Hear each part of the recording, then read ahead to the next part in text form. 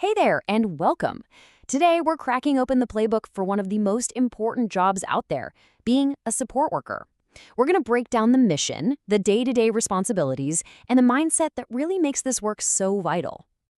So, let's just jump right in with a big question. What truly makes a great caregiver?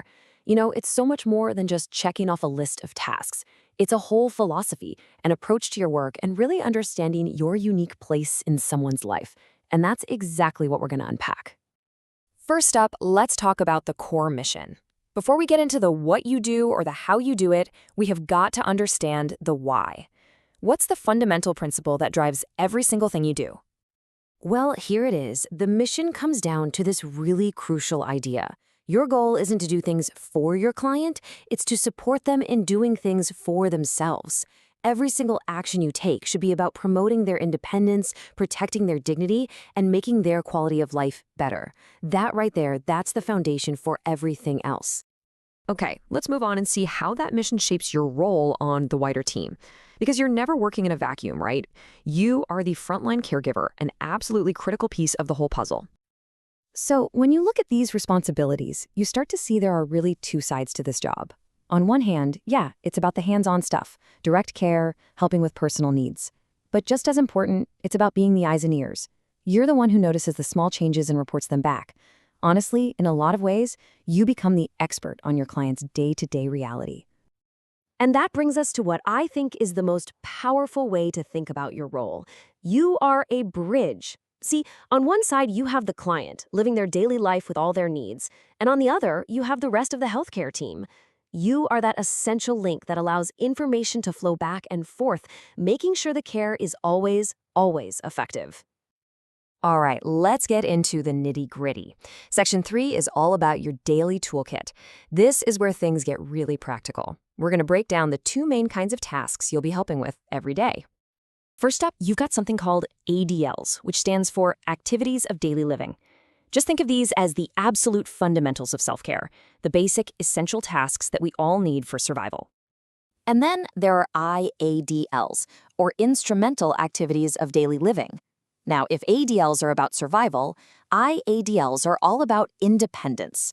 These are the more complex things that really allow someone to live and thrive in their community. So here's a really simple way to see the difference.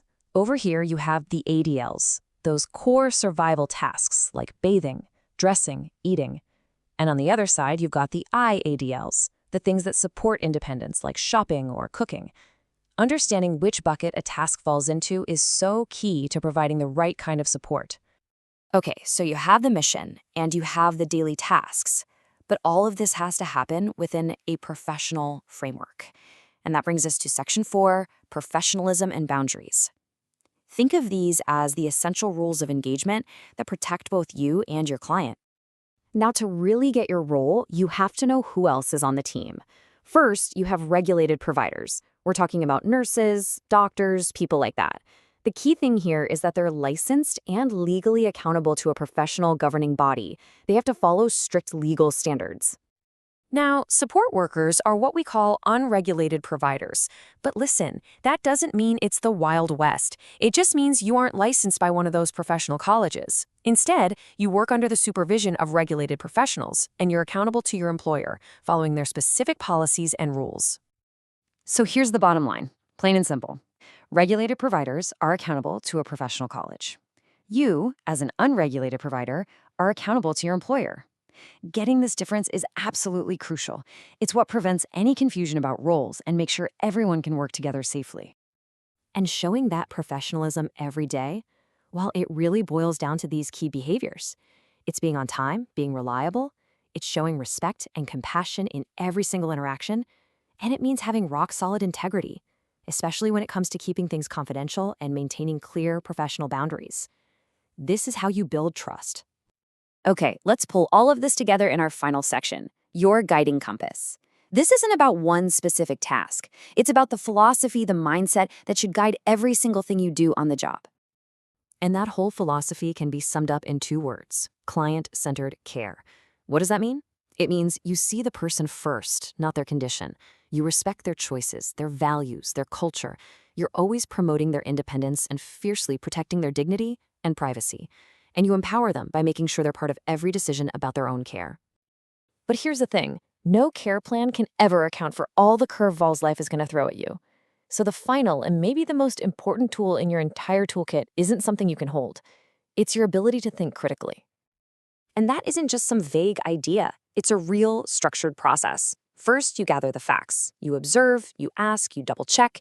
Then you figure out what the real problem is. You think about all the possible solutions, and you always evaluate the risks with client safety as your number one priority. Then you decide on the best course of action for your role, you act, and then, this is so important, you reflect on it. This cycle is how you learn and get better every single day. So, we end right back where we started, with that powerful idea. You are the supporter, the frontline caregiver, that essential link. We've laid out the whole playbook, but the real question, the one we'll leave you with, is this: how will you be the bridge?